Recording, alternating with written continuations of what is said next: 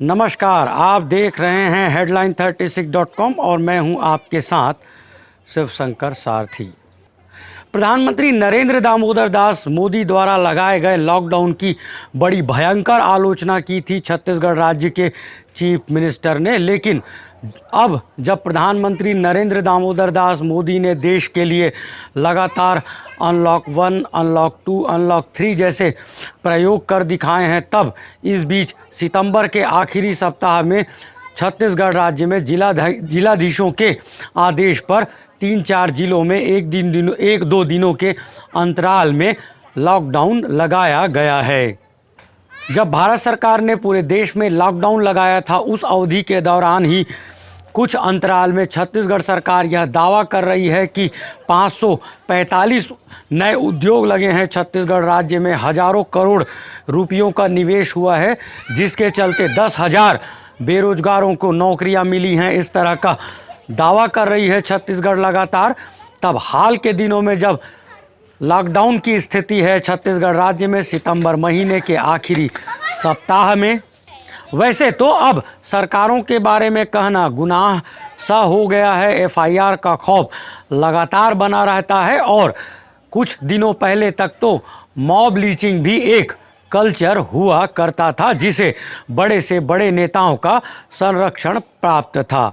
दिल्ली दंगों के बारे में भी यही हालात हैं। सामाजिक कार्यकर्ता और बहुत से नेता दिल्ली पुलिस के द्वारा यह बता दिए जा रहे हैं कि फला के भाषणों से दिल्ली दंगों ने आग सा काम किया है, फला नेताओं की अभिव्यक्ति के चलते दिल्ली दंगा हुआ। इस तरह की बातें लगातार कह रही है पूरक चालानों के द्वारा दिल्ली पुलिस। ऐसे समय में छत्तीसगढ़ में संविधान और कानून की बारीकियों को समझने वाले सामाजिक कार्यकर्ता बीके मनीष साहब से हमने बात की, तो उन्होंने छत्तीसगढ़ राज्य में लगे लॉकडाउन को सीधे गैर कानूनी बताया। छत्तीसगढ़ राज्य में नियमों, संविधान या कानूनों का किस तरह से मखौल उड़ा रहे हैं जिलाधीश, यह बता रहे हैं सामाजिक कार्यकर्ता बीके मनीष। आप सब ध्यान से सुनिए। बीके मनीष साहब, आपका स्वागत है headline36.com पर। लॉकडाउन और अनलॉक हम महीनों से यह खेल देख रहे हैं। छत्तीसगढ़ में जब 4 जिलों के जिलाधीशों ने लॉकडाउन जैसा या लॉकडाउन ही घोषित कर दिया है, तो इस बारे में कानून क्या कहता है, आपकी जानकारी और समझ क्या कहती है? नमस्कार जी। दरअसल छत्तीसगढ़ के कुछ जिलों में जिला कलेक्टर के द्वारा जो प्रतिबंधात्मक आदेश जारी किए गए हैं, उसको उन्होंने सीधे तौर पर कई जगह लॉकडाउन नहीं कहा है। और उसकी वजह ये है कि भारत सरकार के गृह मंत्रालय ने अनलॉक 4 के लिए जो दिशा निर्देश जारी किए हैं, जो कि 30 सितंबर तक लागू हैं, उसमें इस बात की मनाही की गई है कि किसी भी किस्म का लॉकडाउन और किसी भी किस्म का प्रतिबंध कंटेनमेंट जोन के बाहर न किया जाए। और कंटेनमेंट जोन निर्धारित करने की जिम्मेदारी तो जिला स्तर के अधिकारियों पर ही छोड़ी गई है, लेकिन उसके लिए वो भारत सरकार के स्वास्थ्य मंत्रालय की गाइडलाइन के हिसाब से काम करेंगे और माइक्रो लेवल पर कंटेनमेंट जोन को परिभाषित करेंगे। अब सामान्य समझ का कोई व्यक्ति भी कह सकता है कि माइक्रो लेवल शब्द जहां इस्तेमाल हो जाए, किसी एक पूरे जिले को माइक्रो लेवल तो नहीं ही कहा जा सकता है। ये पहली नजर में ऐसा लगता है कि गैर कानूनी है।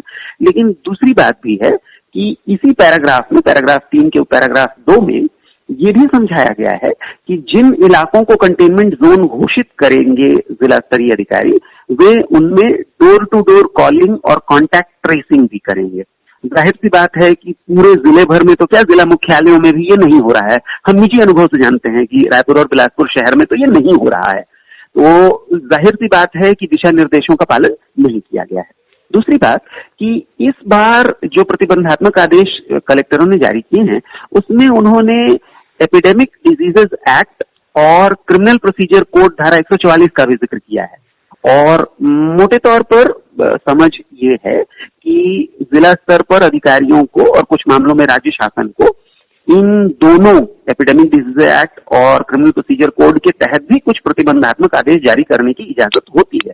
लेकिन ऐसे समय जबकि भारत सरकार ने डिजास्टर मैनेजमेंट एक्ट के तहत कुछ दिशा निर्देश जारी कर दिए हैं, तब इन शक्तियों का इस्तेमाल जिला स्तर पर या राज्य स्तर पर नहीं किया जा सकता। उसकी वजह ये है कि डिजास्टर मैनेजमेंट एक्ट 2005 की धारा 72 यह साफ करती है कि अन्य कोई भी विधि जिसके प्रावधान प्रभाव में हो इन विषयों से जुड़े हुए, उन सभी पर वो अभिभावी होगी, वो उसे ओवरराइड करेगा।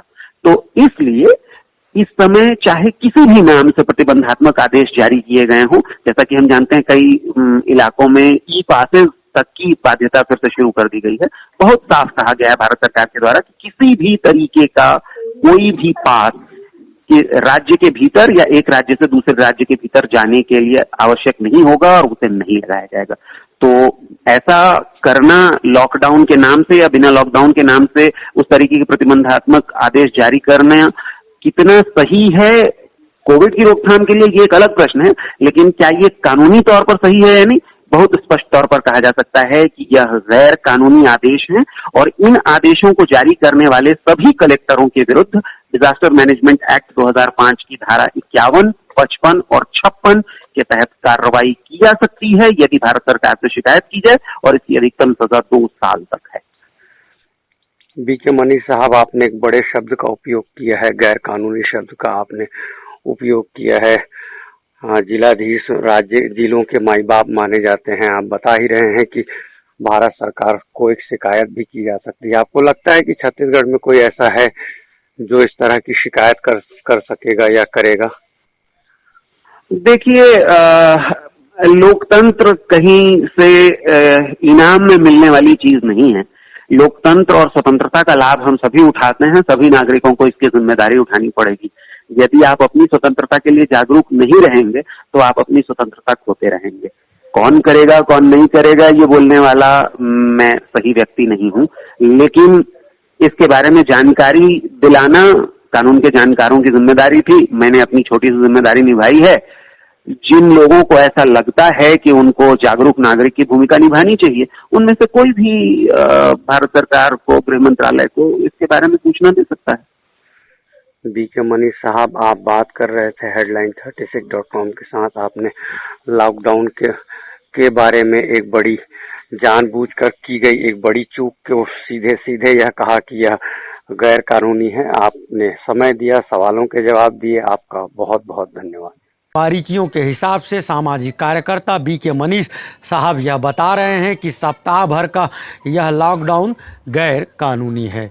आप देख रहे थे headline36.com। आप सबका बहुत बहुत शुक्रिया। यदि आपको हमारे वीडियोस अच्छे लगते हैं तो इसे खूब वायरल करिए और सब्सक्राइब करने के लिए बेल आइकॉन को टच करना नहीं भूलिए।